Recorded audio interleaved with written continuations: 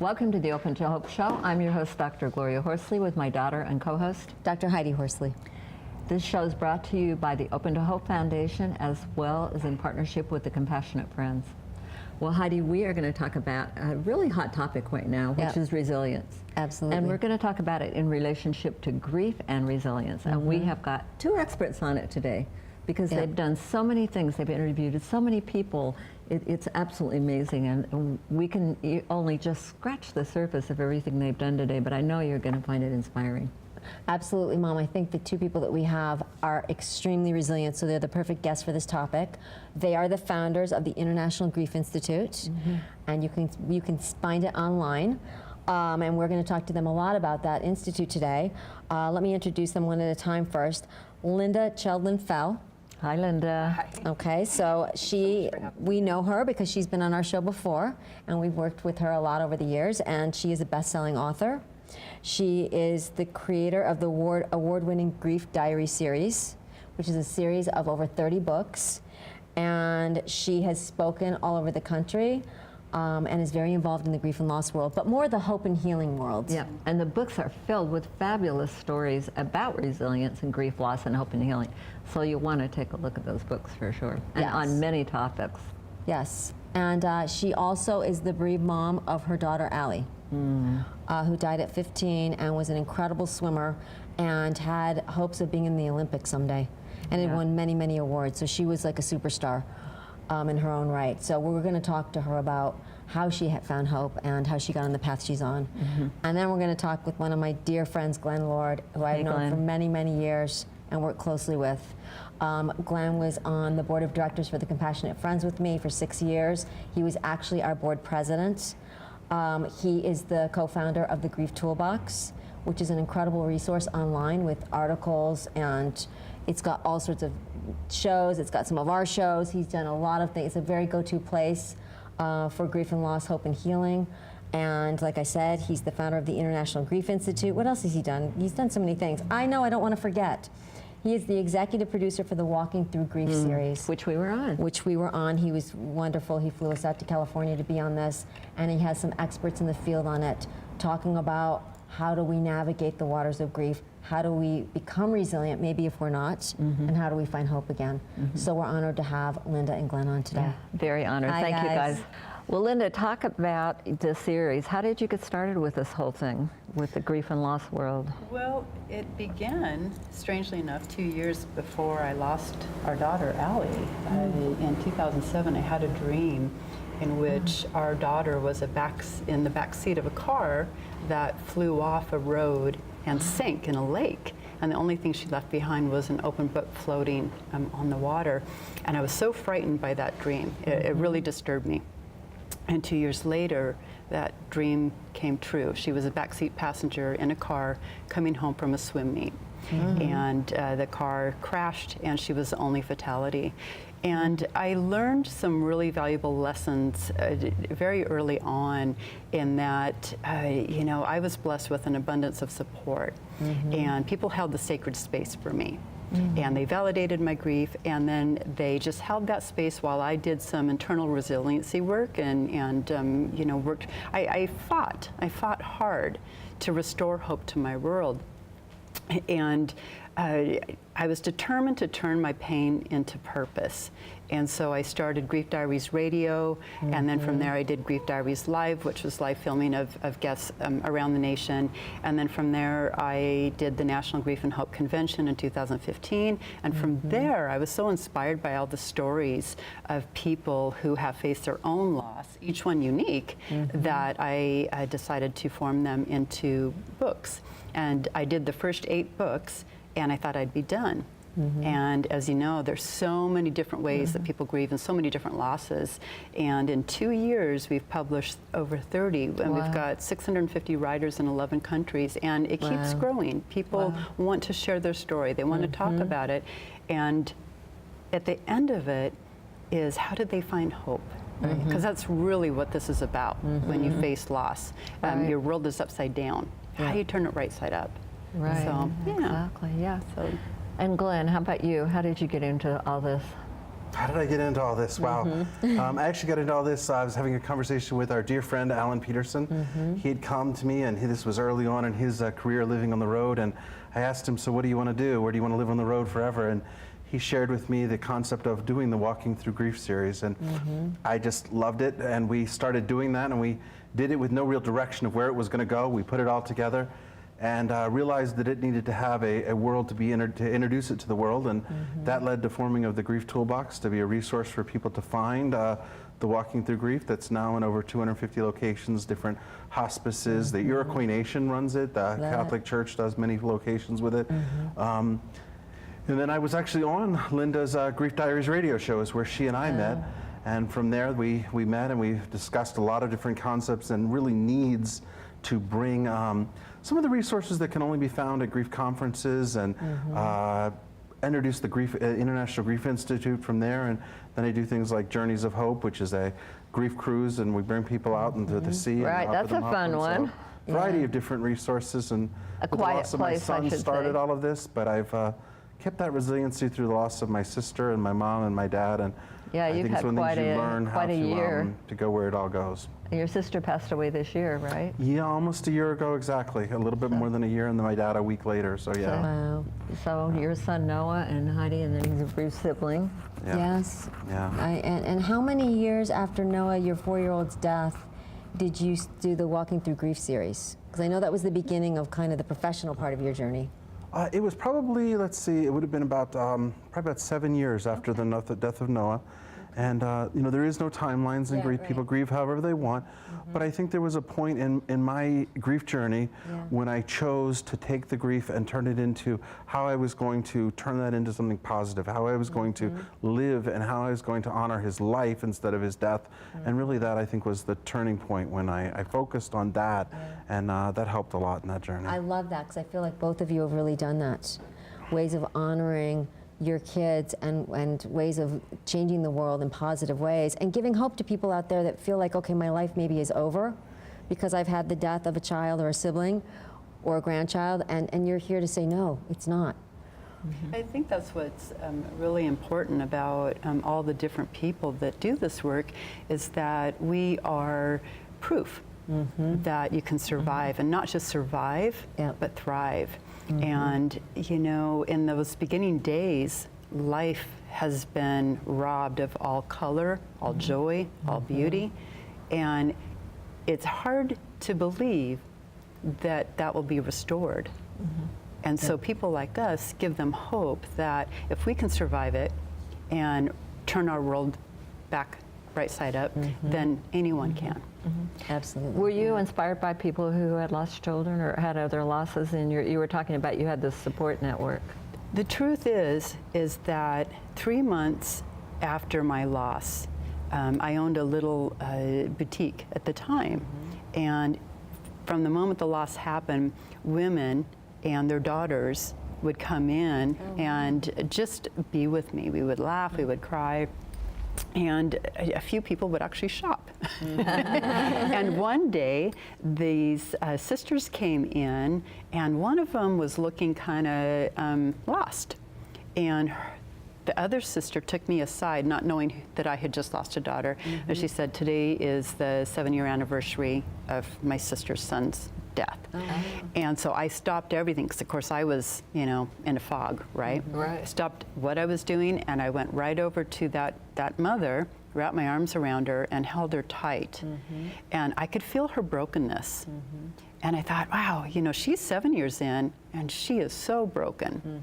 And I thought, what do we do with that? And that kind of, for me, was a catalyst of, first off, when I helped her, a little piece of my own heart fell back into place.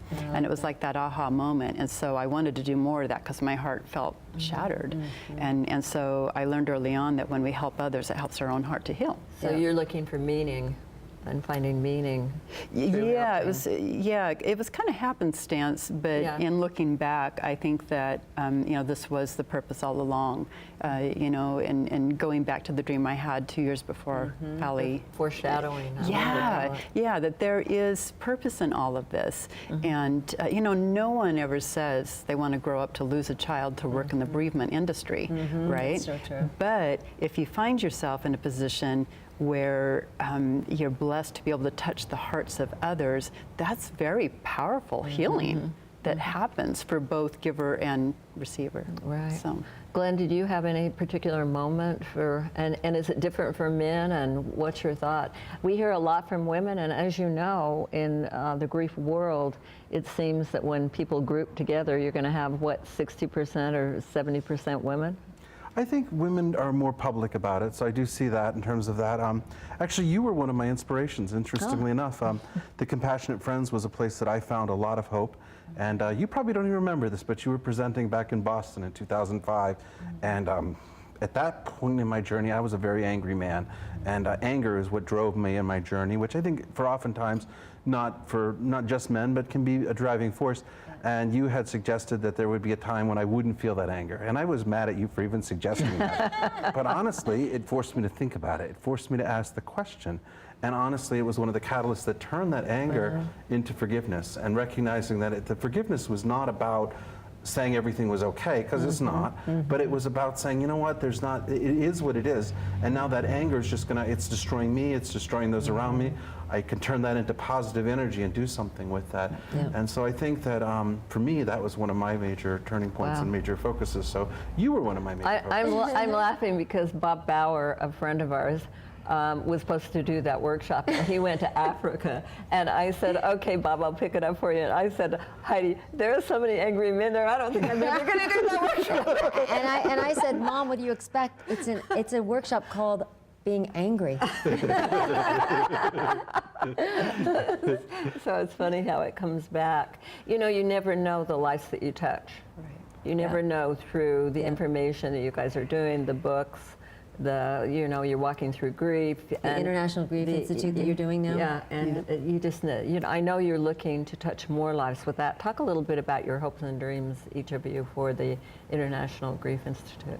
Well, the International Grief Institute was born on an article that was published a year ago in Human Resource Executive magazine.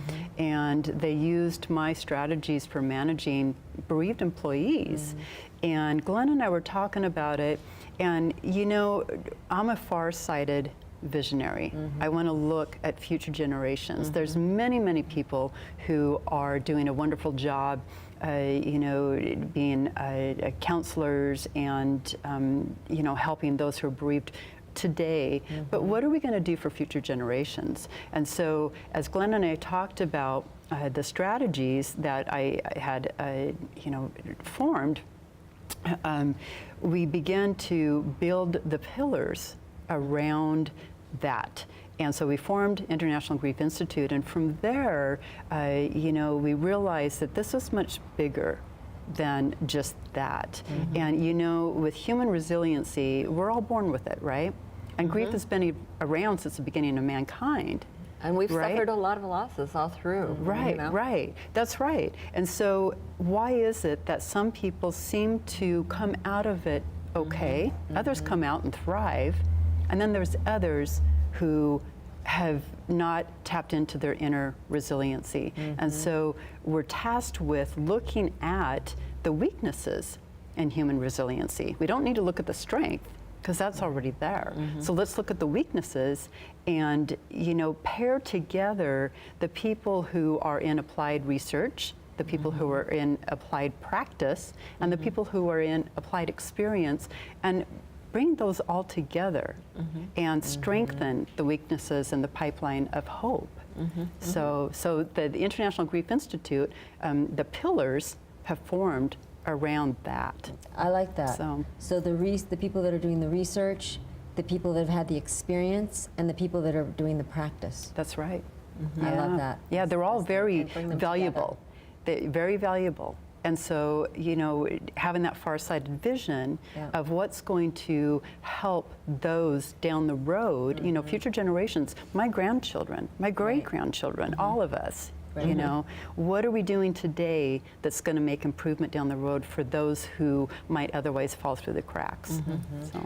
So I'm watching this and I'm thinking you're talking, and maybe Glen can address. I'm watching it. I like it. I've had a loss. Where do I go? Where do you go? Well, I think there's a lot of choices to that, because grief is your own journey, and I think you have to decide where you go. For some, it will be going to things like the Compassionate Friends and being in grief groups and being there. For others, it will be reading books. For others, it will be seeing the YouTubes and they're out there. For others, it will be things like what IGI has to offer, which and is... tell me, IGI stands for? International Grief Institute. And where do I yes. find it? At internationalgriefinstitute.com. Okay, Yes. and so I can go there right now. I Right like now. what you guys are And saying. I there like are- you sitting here. And what will I find? There are a variety of different webinars that you can find. There are both live and recorded webinars, and there are a variety of different topics. What we want to do is bring all of these people, whether they be experts professionally, whether they be experts because of life experience, or whether they be experts in other fields that they brought their healing arts into the grief world, and offer these as tools, as resources for individuals to find what works for them. Because the truth is there's so many different pieces out there, and you're going to have to say, you know, a lot of this stuff is not going to work for you. Take what works for you, and what we want to do is provide that opportunity. That I've been at, I don't know, 50 different grief conferences in my life, and for those of you who've never been to one, go to one. They're one of the greatest events that I think there is. The Compassionate Friends there's one coming up in St. Louis this year, and they're just beautiful. They're an opportunity to see all of these experts and learn all of these things. But the truth is, not everyone can make it there. They don't have the time, they don't have the resources, it doesn't work with their life. So we wanted to take that environment and allow it to be something that people can go to on demand and get those resources, and that's there. And with that, we also want to expand out to, as Lynda was talking about, helping businesses better understand the financial impact of what they're losing by not adequately supporting their employees. And we want to better help American corporations do what they do best, and that is make money, but understand that part of that making money is treating their employees correctly through grief, and that there's a financial benefit to that, and help them better understand how to do that so that it works for both the grieving but also for the corporation. What do people, okay, so I'm not watching this now, and I'm like thinking, I've got a business. What do people need? I mean, what did you Strategies. need? Glen, what did you need? I mean, you know, what are you talking about? Well, my experience was at the time that Noah died, I had been promised a fairly major promotion verbally before he went into tonsillectomy, and I had actually, the timing worked out that on the Thursday he went in for the surgery. On the Friday, on the Thursday, I had been promised a promotion. His surgery happened. By the Monday, he had died. And they said, go ahead, take the time you need. Well, the take your time meant that Friday I was called in to say, we need to see you. So that was 3 days was my time that I needed, of course. And when I came back in, they told me, well, we don't believe we can offer you that job anymore. We want to offer you this other job. And so essentially they took away from me what was, for me, one of my largest hopes. I could be successful at work. Those were things, I know for others, they can't go back to work and it works different. But for me, that was an area I still could control, I still could make happen. I dug in, I became a workaholic, and they would have gotten so much out of me. But what they did was essentially demoralize me and make me say, I don't want to give to them. And I called the recruiters up that I knew, and I was out of there right away.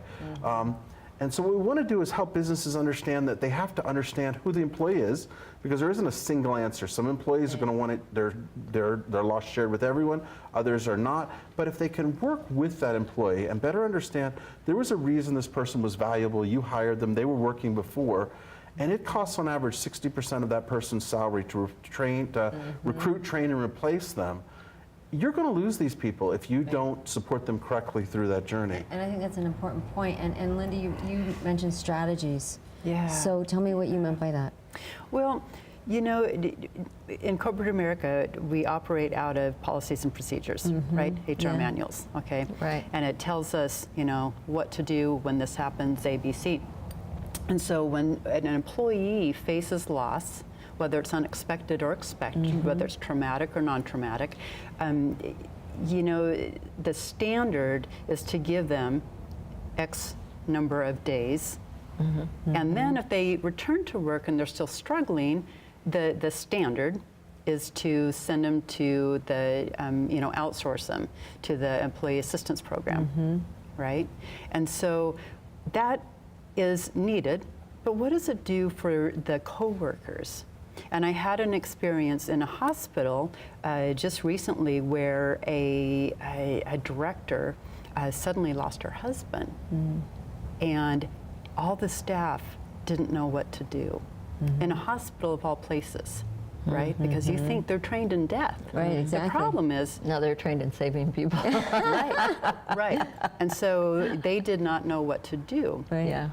And they turned to me and said, what do we do? Right. And so, it really highlights that most of corporate America thinks that what they're doing is okay, right? But what happens is that it costs corporate America, according to the CDC, billions of dollars every year and lost revenue because of bereaved employees. So to answer your question about strategies, there's a number of strategies that can be employed into the HR manuals. One that is a fantastic strategy is that anyone who's ever experienced a loss understands what happens when you're triggered.